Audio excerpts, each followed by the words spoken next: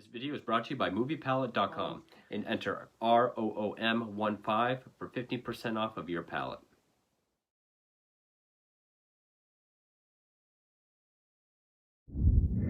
Hey horror fans, welcome back to 1237, back for another review.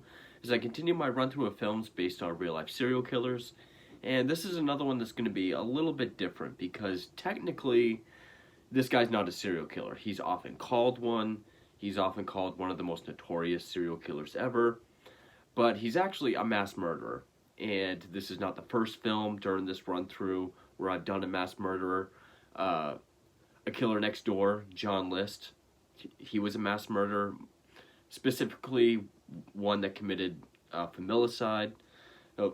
Like serial killers, mass murderers have their own sort of subgroups, like school shooters, workplace shooters, or public shooters. Also, I did say familicide, and then this guy, which he wasn't a shooter, but he did commit 8 murders all in one location during one continuous event or attack, which would make him a mass killer.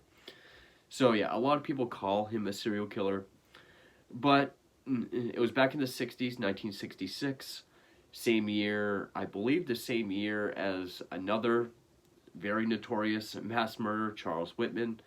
But this is based on Richard Speck, and it's the 2002 film Speck, which this falls right in line already with films of this period, the early 2000s, where it's just the killer's last name, creepy up-close picture, kind of, a cover very similar to Ted Bundy, to Dahmer, somewhat similar to the Gacy film. Serial killer films back in the early 2000s were exactly like this. However, this is not directed by Uwe Lamel, which by looking at it, you might think that. In fact, it was directed by Keith Wally. I have no idea what else he's directed. Written by Aaron Pope and Don Adams. Keith Wally also produced the film. Music by Lance Bachelder and Keith Wally. So Keith Wally did do a lot of stuff in this. It was put out by Magic Hat Media, which I've heard that name before, but I don't remember what other films they've done. I wonder if there is an uncut version of this, because it opens up saying that this film's been trimmed down from the director's original cut to fit the R rating. So I don't know if there is like an uncut version out there. This is also not the only Speck film that I have. I do have the more recent, I think 2008 or 2009, Chicago Massacre, Richard Speck, with Cora Nemec playing Speck. Cora Nemec also played Ted Bundy in a film that I reviewed. Which he kind of reminds me of Thomas Jane in this. Especially certain ways he looks or talks. Definitely in the voiceover narration. There's a lot of voiceover, which I'll get to because there's something about the voiceover that kind of makes me think. Now, one thing that did surprise me was, because normally in a film like this, I was expecting this to be heavily dramatized or heavily fictional. Definitely expecting all the names to be changed. Like your typical extremely low-budget serial killer film. But no, of all 10 important players in this story, Richard Speck and all 9 nurses, they all have their real names, which really surprised me. You have Doug Cole as Richard Speck, Beverly Sotelo as Corazon Amorau, if I pronounced that correctly, the sole survivor of the attack. Stacey Cunningham as Patricia Matusek. Flynn Beck as Gloria Davy, the final victim in the attack. Casey Schenck as Pamela Wilkening. Sonny Lombardo as Nina Schmal. Cinderella Gacheko as Valentina Passion. Don Hawley as Suzanne Ferris. Erin Shayla Cullen as Mary Ann Jordan. and Deborah Mayer as Ella May, which, let me just, I'm going to take a second of silence here to count these. Someone was telling me I paused too much, but I'm going to take a second for this. 1, 2, 3, 4, 5, 6, 7, 8. Okay, so yeah, that's all 9. Yeah, I was surprised that they did that. I was expecting all the names. Maybe the survivor had the same name, but not all 9 of them. Now, the film itself, I would definitely say I was surprised by it. Not that I was expecting like an Uwe Lamel level film. I was expecting maybe that one grade above it that I've said. You know, maybe like a Will Barrett or Andrew Jones type film. I would actually put this above those. Yes, it is incredibly low budget to the point where it almost feels like a glorified shot on video movie. But it still looks better than I was expecting. And even though I'm not very well versed in the Speck story, I kind of just know the bare essentials of, you know, at least all the finer details. I'm not as well versed in as say other stories. I haven't studied mass murderers as long as serial killers, but still quite a few years I've read about mass murderers as well. But from what I can tell, it's pretty faithful. I mean, it only changes a few slight things. It really does change what people think about, or it portrays Speck probably what more people expect him to be like. Sort of this just mean, aggressive, vulgar, violent person. When in actuality, even survivors of his previous attacks have said he was oddly polite and sort of calm and quiet. Now, of course, the survivor of the Chicago attack did say his demeanor got worse as the night went on. But, yeah, the film does portray him as just, you know, picking each woman up, dragging them in. Get the fuck over here. Get the fuck over. Like, more loud, more like a Rob Zombie character, I guess, than the actual Speck. Nor does he really look like him. I would say Corin Nemec looks more like Speck. They even put like the indents and scars in his face, because I did read that Speck had bad acne as a kid and it hellaciously scarred his face. So they did do that to Corin Nemec's face for that film. Which, that's the only other one I have. There is another film from 1976, I think it's called Born for Hell, which I think, I've read it's more of an exploitation film, but I've also read it might be one of the more faithful ones.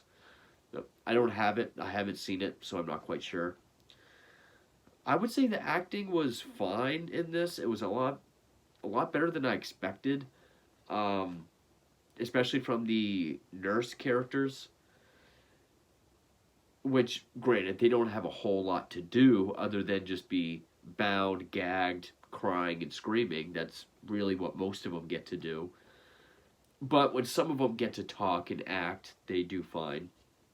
Especially, I guess you could say, the lead, Beverly Ann Sotelo, as Corzano Amaral. But one thing that made it really difficult to really follow and judge how faithful it is, or really what's going on, is that you don't really know who anyone is. It's really hard to tell who is who as far as all 9 nurses. You know, you don't really get a chance to get to know them, or they don't really address each other that often, because this movie dives right in. I mean, this movie takes place the night of. I mean, we get one brief 10-minute scene before he gets to the home of the nurses, you know, where he's with this prostitute and he has a gun, which in real life it was, I think, like a 52-year-old woman that he forced into his hotel room. But we get that scene, the whole attack, and then maybe 10 minutes of aftermath where it shows him getting arrested, him being in the hospital of a suicide attempt, and then him in prison. So the whole movie is very focused on the night of July 13th, 1966 in Chicago during his attack. And I think because of that, we don't really get to know who each of these girls are. So, and at times I was trying to count because there was 9 total, but in real life at first there was only 6, and then 3 more came home at different times during the attack. So it was hard to judge how many were already there, and then when the other ones came home, which ones it was very easy to lose track of who was who. So I was very surprised that they all had their real names, but it was hard to keep track of. Now, the voiceover narration, one thing that's kind of funny about this is there is a lot of it. There's a lot of voiceover. And there are a lot of known quotes by Speck. However, there's not one that I could tell, not one Richard Speck quote. And I would say at the very least, at least half of the narration are quotes by other serial killers. You have a quote by Bundy, Dennis Nilsen, a few by H.H. Holmes, a lot from Dahmer, one from Chikatilo, I think at least 2 from John Christie, one from Richard Ramirez, even to the point where they kind of write the script around these quotes. Like there was actually one scene where it's a Dahmer quote, and then a Bundy one, but they all make it sound like the same paragraph or the same sentence. I knew there were a couple quotes from other serial killers in this film, but as I was watching it, I was like, almost all of these are other serial killer quotes. I did put them all in my notes. The only ones I won't be saying are the ones that I did not recognize. And I tried to look up, and I couldn't find anything, so I'm guessing it's all original, part of the script. There are some that sound specific to Speck, like talking about the nurses and certain things that the nurses have already done at that point. So that's obvious that it was written for the film. But I just found it odd that there's not one Speck quote. And then some of the quotes they took from other killers, and then ones that they wrote for Speck, like some that aren't pre-existing quotes.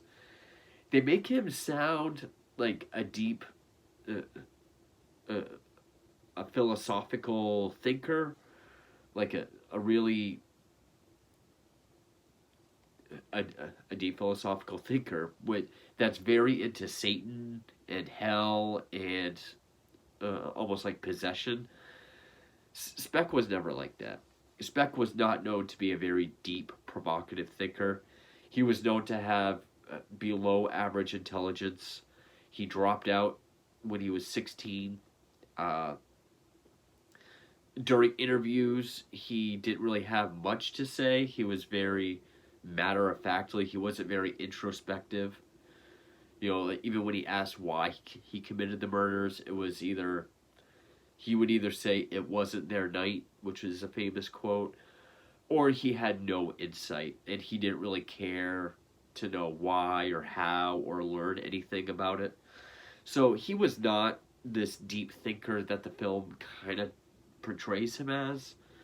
And that goes for both the killer quotes that they give him and the ones that they wrote for him. Also, this film portrays him as almost this lifelong serial killer, implying he's been killing for years, and especially with some of the quotes they use, like one of the first quotes we hear is a Richard Ramirez quote, saying, I love to kill people. I love watching them die. It doesn't use the whole quote, it just uses that part, which again, I'll get into all that once I go through the film step by step. But another Dahmer quote about, I've been so careful for years, and, years and years, so careful, very careful about not leaving anything incriminating behind. Now, it is possible that he's just referring to his previous crimes, which was really just theft, robbery, burglary, Grand Theft Auto, stuff like that. They could be referring to that, but the quotes do make it sound like he's talking about murder. And Speck never really, it's never been confirmed that he killed anybody prior to the Chicago attack, which there was one woman about two months prior in April. I think her name was Catherine Ann, or Mary Catherine Pierce in Monmouth, Illinois. She disappeared. He was a suspect, but he fled to Chicago. So he was never convicted, or they never officially linked him to it. So he's not really a serial killer either, having killed anybody prior to Chicago. So the film kind of portrays him as this serial killer. So yeah. Also, I definitely have to look at the tagline as just a selling point. More evil than Bundy, more depraved than Dahmer. Now, of course, that's probably subjective, but more depraved than Dahmer. He wasn't having sex with dead bodies, cannibalizing them, and dissecting them, making shrines out of body parts, dissolving them in acid. Speck wasn't doing any of that. More evil than Bundy, that could be debatable, but so yeah, the movie definitely portrays him as this larger, more active killer than he really was. And this isn't really related to the movie, but this kind of gave me a flashback because I bought this used. The disc still has a movie gallery sticker on it, which really brought me back to my childhood. I thought that was very nice. So other than that, there's not really a whole lot to say about it. I mean, it tries to be a little stylish at times, going to slow motion or that really fuzzy kind of look, like when someone moves, but you still see like kind of the shape and color of them behind. The cinematography, it tries to be a little bit stylish, maybe low angles, looking up. It does have some cool voyeuristic angles, like from way in the back of a room across the hall, but we see him in the room across the hall, like far away. Those are kind of nice. It's not a very graphic film, given the subject matter. We don't. It's not a bloody film. I'm guessing it was toned down, maybe because they are using real names, that they didn't really want to be exploitative with the violence. He was known to only sexually assault one of the 8 that he killed. That scene is depicted in here, but it's mostly through implication. In fact, I think most, if not all 8 murders are sort of stylized or done through implication. Nothing you really see on screen deliberately, which some people may have a problem with. I mean, some people say a real life killer film is only good if you actually see the violence, see the death, and that's what we call, as I've said many times before, the surface level true crime fans. Ones that get mad at like Extremely Wicked for not showing anything, or something like that.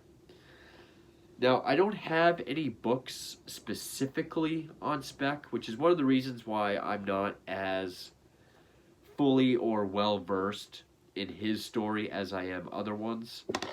But I do have a couple book on mass murderers, which he is in this one. There is a good chapter on him. Of course, he's on the cover. Though I was surprised he wasn't in this book of mass killers, which maybe is because this is mostly about shooters. I was surprised it wasn't in this book of the world's worst crimes. I was surprised it wasn't in that either. It was one of the biggest crimes were the biggest stories of the 60s. I don't think he has a chapter in this. Again, he's not a serial killer, but there is a chapter on mass murderers, but I don't think he... Again, that's more about a familicide and shooters. But he does have a chapter in the most notorious crimes, which this is a book I've had for almost 15 years at this point. I don't think he's in this documentary, but he is in this one, which is another reason that's kind of weird. Which, it's American serial killers, but there's also an episode on Jack the Ripper, so take with that what you will. So I don't really have a whole lot on Speck specifically. Probably the best and most informative I have is this really old book that goes all the way up to at least the 90s. I think this was first published. It doesn't even have a publication page. All right. But, yeah, he has a chapter in this. But anyway, so the film itself, I was impressed by it. I was surprised. I was expecting another Uwe Lamel, bottom of the barrel, very shitty, shot on shitty-o movie, terrible acting, very little to no accuracy, all names made up. But no, everyone has their real names. Everything is mostly accurate. If anything is changed, it's just slightly or tweaked a little bit. It does work in its favor and is a detriment of how focused it is. Because it's also short. It's only like 73 minutes. It's a very short film. But, you know, that... So, it definitely stays focused on this one night, say for maybe 10 minutes at the beginning and at the end. But it's a detriment because you really don't get to know any of these nurses, or at least know who is who, at least. It's by no means a really good film. It's definitely not... I would put this in the top 10 films based on real-life killers. But I was at least very impressed by it. So, can I recommend it? It's worth a watch if you're interested in the story of Richard Speck. I would probably do a little bit more research before or after just to get some of the finer details and or corrections. And also just know that Speck was not the level of killer that this movie portrays him to be, with the voiceover narration, maybe some of his actions, how he acts. He is very different than how he was portrayed in this. But there's not much I can say about my personal thoughts on the film, so I guess now we'll just get to the cliff notes. So as always, I just like to give a brief cliff notes or brief synopsis of the killer himself. So Richard Speck, often called the serial killer, is actually one of the most notorious mass murderers in history, where on July 13th, 1966, at 11 p.m. in Chicago, he entered a residence of 9 student nurses, and over the course of 4 hours, he one by one stabbed and or strangled each one, and sexually assaulted the last one, Gloria Davy. One of the nurses, Corazon Amorau, was able to hide throughout most of the attack, survive, and give a description of him, and he was arrested less than a week later, after being recognized by his Born to Raise Hell tattoo by a doctor in a hospital following a suicide attempt, which he did in fear that he'll be caught. Speck was sentenced to death, but after Illinois banned the death penalty, it was commuted to 8 life sentences. He died December 5th, 1991, of a heart attack the day before his 50th birthday. Speck was a natural-born criminal, getting into petty crimes at an early age. His first arrest for trespassing was at 13. He was an alcoholic who started drinking at 12 and was drunk every day by 15, dropped out of school on his 16th birthday. He committed numerous thefts and robberies and served jail time between 1963 and 1966. Though he was never convicted of other murders, he was a suspect in the disappearance of 32-year-old Mary Catherine Pierce in April of 1966 in Monmouth, Illinois, where he committed several other armed robberies and sexual assaults. Before he could be officially questioned, he fled to Chicago, where 2 months later, in that July, he would commit what papers called the crime of the century.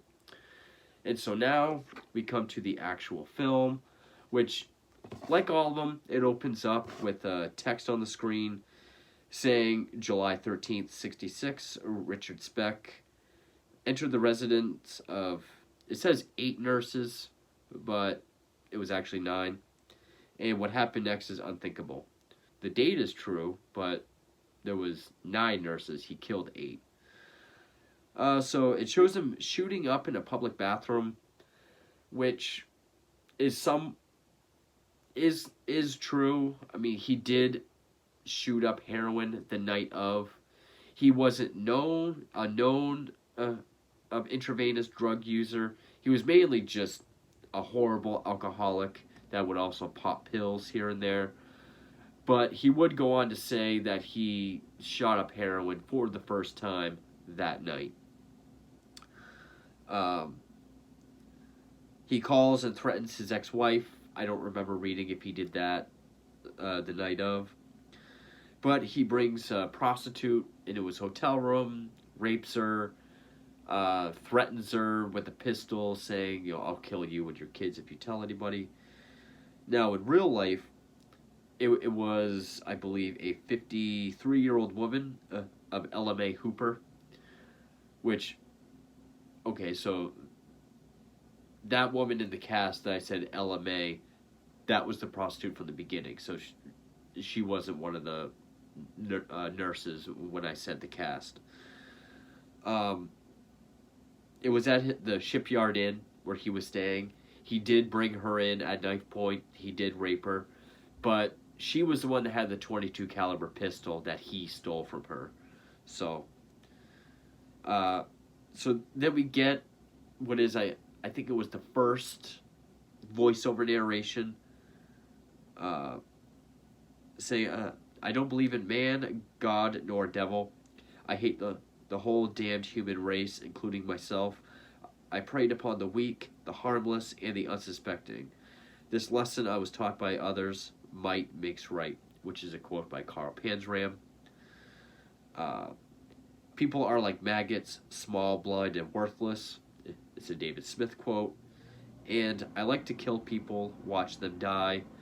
It's a quote by Richard Ramirez. The rest of the quote mentioned something to the effect of, I shoot them, I watch them wiggle, or I stab them, I watch the blood flow out. I love all the blood. But the only part of the Ramirez quote is, I love to kill people and watch them die. Which, right there, that's when it starts to make it sound like Speck has been killing many people for a while. Again, he never killed anybody prior, that we know of, prior to that night in Chicago. But then again, the voiceover could be after the fact, and this is what he's talking about. I don't know. Another quote: Satan gets into people and makes them do things they don't want to do. That's a quote by Herbert Mullen. Now, this is a quote by Ed Kemper. And again, these are all, most of the time these quotes all flow together like it's one thought, one paragraph, or one sentence. So it continues, it was an urge, a strong urge. And the longer I let it go, the stronger it got. Now, that's where the quote ends. That part is Ed Kemper. The real quote, just for the sake of sharing it, to where I was taking risks to go out and kill people. Risks that normally, according to my little rules of operation, I wouldn't take because they could lead to arrest. Now, again, all the quotes that I share were ones I picked up on.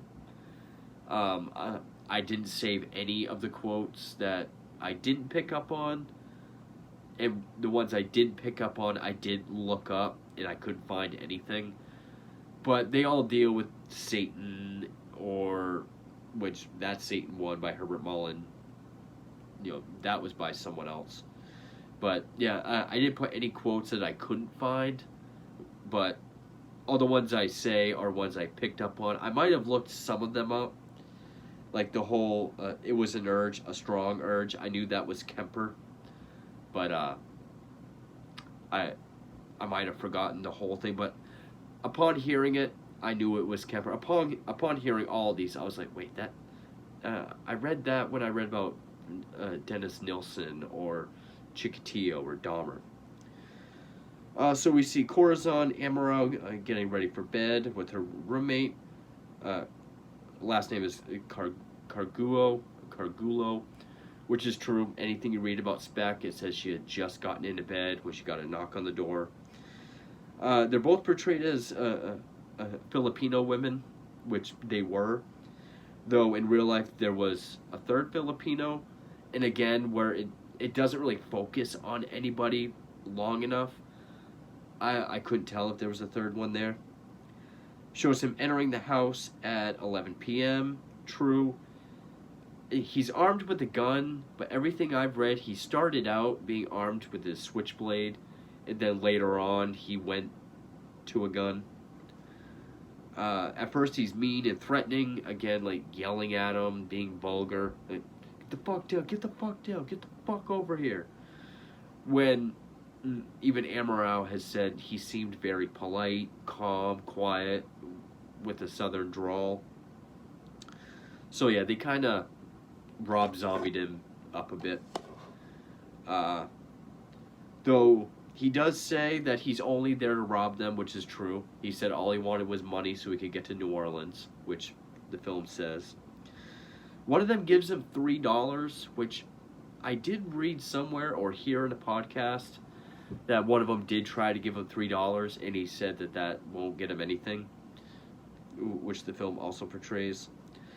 At first, only 6 girls are present during the attack, but then a 7th one comes home. That's true. At first, there were 6. And then sources penned on which of the 3 come home in what order. And, like, the first one that shows up is Gloria Davy, who was dropped off by her boyfriend. Some sources will say she was the last one to get dropped off. But here she's first. And then we see the other 2 girls show up. Some sources say they showed up one at a time. Some sources say they showed up together. In the film, they're shown showing up together. But again, some sources say that Gloria Davy showed up last. But in any case. So then there's a debate. He drags one in the other bedroom, and then the women there have a debate. The Filipino women say that they should fight, whereas the American women say that they should just give in, comply, even if it means rape. That was something that I read somewhere where there was that debate amongst all the nurses. Let's see. At one point, the doorbell rings, and he brings Amaro and Gargullo downstairs to see who it is, which is true. He did do that. The movie shows that it's a pizza guy. Everything I've read just says that they didn't answer it, and when he asked who it was, they say nobody. So ties all their hands and feet together with bed sheets that he cut up. True. Shows him washing up in between each kill. True, that is something else he did. Now, it was said he showed up wearing all black. And here it shows he puts on a new plain white tee after each murder. That I don't know if he did. But I do remember it saying that he showed up wearing all black. Now, I know he washed up. I don't know if he changed his shirt every time. I put, it's hard to tell who is who, which again, that was a big issue. So it was hard to tell what order they were killed in, or if they were all killed the same way, according to things that I've read. A montage of him washing his hands, changing his shirts, dragging women into the other room, which Amaro did say in real life it was kind of a rhythm. You know, you hear footsteps, dragging, sometimes a scream, sometimes not. Then you hear in the bathroom the water running, or a sigh, water running, comes in to grab another one, drag, and so on, going in intervals of 20 to 30 minutes. So then we get another quote. The sixth commandment, thou shalt not kill, fascinated me. I always knew that someday I would defy it. It's a quote by John Christie. The more I looked at people, the more I hated them. Charles Starkweather. I could not help the fact that I was a murderer, no more than the poet can help the inspiration to sing. H. Holmes. For me, a corpse has a beauty and a dignity which a living body could never hold. There is a peace about death that soothes me. Another quote by John Christie. I was born with the devil in me. I could not help the fact that I was a murderer. No. Oh. Okay, I put that twice because he says that, then he says the John Christie quote, but then it goes on to say, I was born with the evil one, standing as my sponsor, beside the bed where I was ushered into the world, and he has been with me since, which is part of that same H. Holmes quote. So, I actually wrote down H. Holmes, Christie, H. Holmes, and put an arrow for where it goes, but I read it wrong. I didn't want to hurt them, I only wanted to kill them. David Berkowitz. I did get a response from David Berkowitz recently. He was another one that I wrote to. Kind of got a response from him. Emerald makes her way crawling downstairs to hide. She hides under a couch downstairs in the living room. In real life, she was able to roll under the bed in the bedroom where they were all kept. And that's what saved her life because Speck never found her. People think it's because maybe mixed to adrenaline, how drunk he was, and everything else. Maybe he lost count. Also in the frenzy of how many he killed, how many are left, he lost count. So yeah, she wasn't able to crawl and wiggle her way all the way downstairs. She just rolled under the bed. Another quote, it's like a big chunk of me has been ripped out and I'm not quite whole. I don't think I'm over-dramatizing it, and I'm certainly deserving of it, but the way I feel now is just like you're talking to someone who is terminally ill and facing death. Death would be preferable to what I am facing. I just feel like imploding upon myself, you know? I just want to go somewhere and disappear. Dahmer. And it says that whole quote. It shows him dragging one girl into the bathroom, which one girl was dragged into the bathroom. Patricia Matizek. And also, this is the only one where we hear like an argument, like, I'll give you what you want. And he says, how the fuck do you know what I want? And he stands on the toilet and looks like he stomps on her head while she's in the bathtub. She was the only one found dead in the bathroom, but she was on the floor. She was kicked in the stomach, but they deemed that wasn't fatal. She was strangled afterwards. So I'm guessing that's who that's supposed to be. The one that got... And it then shows that the one that got dropped off by her boyfriend is the last one to be killed. If it sounds like I skipped most of the movie, it's because that whole middle part is really told through montage. And it does kind of get confusing because he does drag them into different rooms. They're all in one, but he uses like 2 bedrooms and a bathroom to drag them all in. Told mostly through montage of him dragging them, doing whatever to them, washing up, changing his shirt, voiceover narration, and Amaral trying to make her way downstairs. So that's like the whole midsection. And again, the movie's only 73 minutes. It's not long at all. She's the last one to be killed, which, again, Gloria Davy was the last one. But he carries her downstairs, puts her on the couch, and even though we hear it, and I think we hear it because it's a detail that's in all the works that I've read, implies that he also rapes her. And I think the reason why we hear it instead of see it is because it's the couch that Amaral is hiding under. In real life, he did kill and sexually assault Gloria Davy on the bed that Amaral was hiding under. she was still bound, so she couldn't cover her ears, so she had to hear the bed creaking. So I think that's why it just shows Amaral's face, and we just hear the couch making noise. It is more effective that way, instead of it just graphically showing it. But she was found on the couch downstairs, so he moved her down there afterwards. But it all took place in the original bedroom. And there are scenes where every time he looks at Gloria Davy, we have flashbacks to his ex-wife, and he even does say to her when he first ties her up, like, you remind me of someone. There is a theory that it's because he thought she looked like his ex-wife, so maybe that's why her death was a bit more brutal. She was the only one to be, sexually assaulted and brutalized, even being sodomized to the point of mutilation.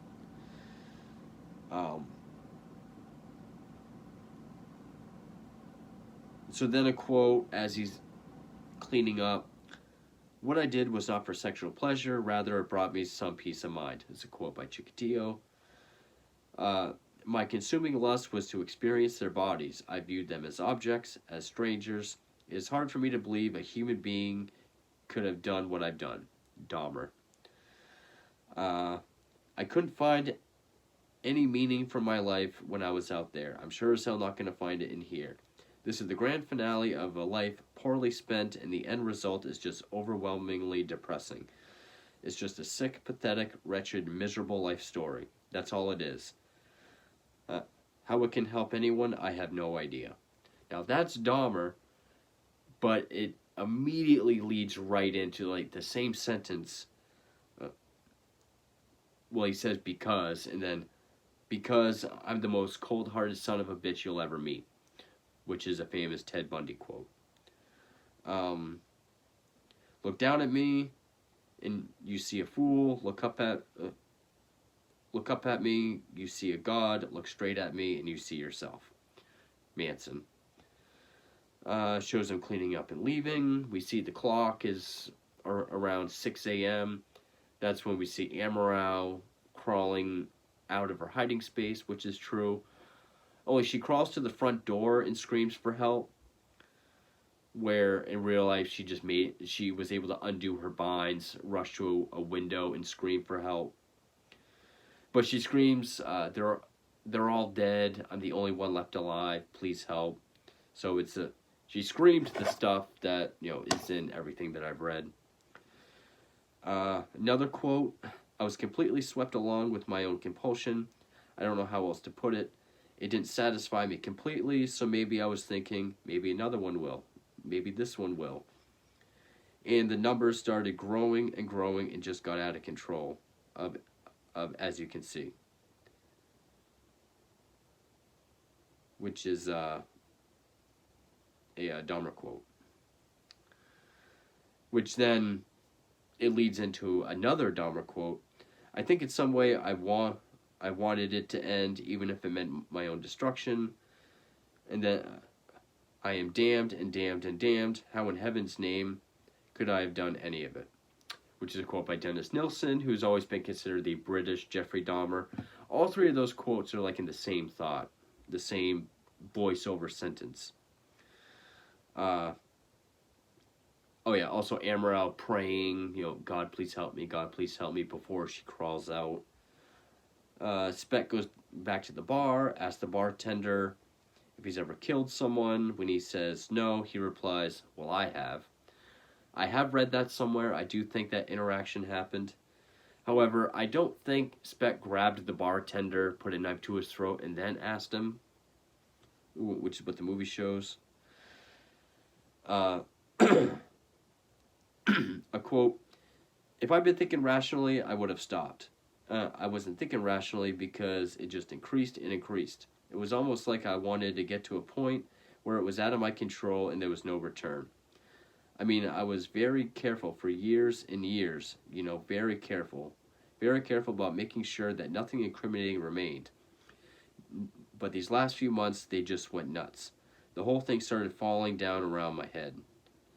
Then it goes on. Uh, that was the last week I was going to be at that apartment building. He's still staying in the hotel. And again, that's one of those quotes that makes him sound like he's been killing for years and tons of people, and that he has his apartment, even though it's a hotel. It skips out this part of the quote and finds somewhere to put all of my possessions should I get a chest, and put what I wanted to keep in that and get rid of the rest. So it skips that, and then it says, or should I just put an end to it? Again, that's a Dahmer quote. Speck didn't have an apartment, nor had he been killing for years. But he also wasn't very careful. He always got caught doing whatever, even his robberies. He once robbed a grocery store of cartons of cigarettes and then sold them at consignment in the parking lot of the grocery store. So he was not meticulous in any crime that he committed. Speck hears his name on the radio, that he's wanted for the murders. I don't remember if that's how we found out, or if he saw his sketch in the papers. I haven't blocked out the past. I wouldn't trade the person I am or what I've done or the people I've known for anything, so I don't think about it, and at times it's a rather mellow trip to lie back and remember. That's a Ted Bundy quote, where right in the middle of that quote we see him break a bottle. He tries to slit his wrist. He did try to commit suicide after he found out that they had his name and he was a suspect. I don't know I don't know if it was with a broken bottle or a knife. But someone did call 911 on him. But we see him just rushed into the hospital, and we see the doctor washing up his arm. He sees trying to look at the cuts. He sees "Born to Raise Hell," recognizes that was put in the papers, and sends for security and to call the police. That did happen. That is true. Though the doctor, it shows him angry, like he knows the nurses, stabs him with a sedative, and swears at him. Which he also asks Speck his name, and he's still kind of being an asshole about it, like trying to grab the guy by the shirt, like, "You know me, I'm Richard Speck." Where in real life he was so drugged out and loopy from blood loss that he just nonchalantly said Richard Speck. Amorau goes in the room to ID him as the perpetrator while he's sedated. I did read that somewhere. I do think that happened. But he didn't snap out of being sedated and try to grab her. I don't think that happened. Then it just says Speck found guilty and sentenced to death, which originally that was true. But then we get that it shows him carving something on his cell wall, like Richard Speck, born, birth date, then died, ? Actually, I think it's in here. So no, the picture is not in here, but I could have sworn I've seen a picture of that he did carve something to that effect on his cell wall. But then we get the end text saying Speck's execution was reduced to 8 life sentences as the death penalty was eliminated, which is true. Says he was up for parole 7 times and denied. I read he went up 5 times. And then it says he died December 5th, 1991, 15 days before my birthday, of a massive heart attack. No one claimed his body, and ashes thrown in an undisclosed location the day before his 50th birthday. True. So, with that said, that is Speck. It's definitely not one of the best real-life killer films that I've seen.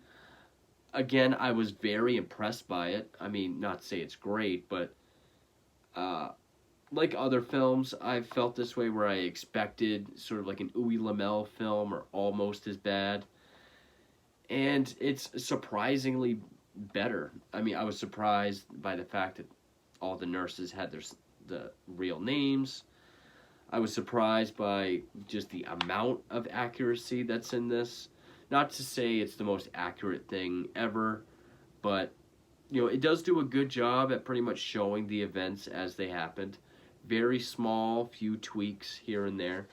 It's very focused, only focusing just on the night of, and then briefly the aftermath.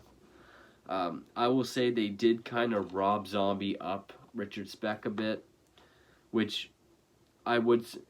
I've seen bits of the Corin Nemec film, and I'll say he's a much better Speck.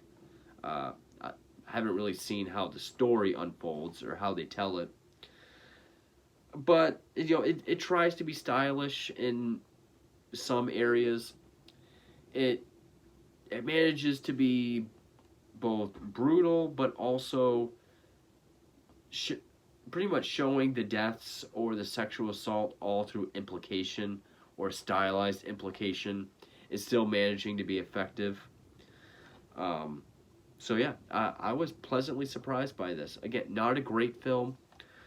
I wouldn't be surprised if this is the most accurate, because if the Corin Nemec film or the one from the 70s is more accurate, it'll probably be like an extremely wicked type film, which I don't think it is.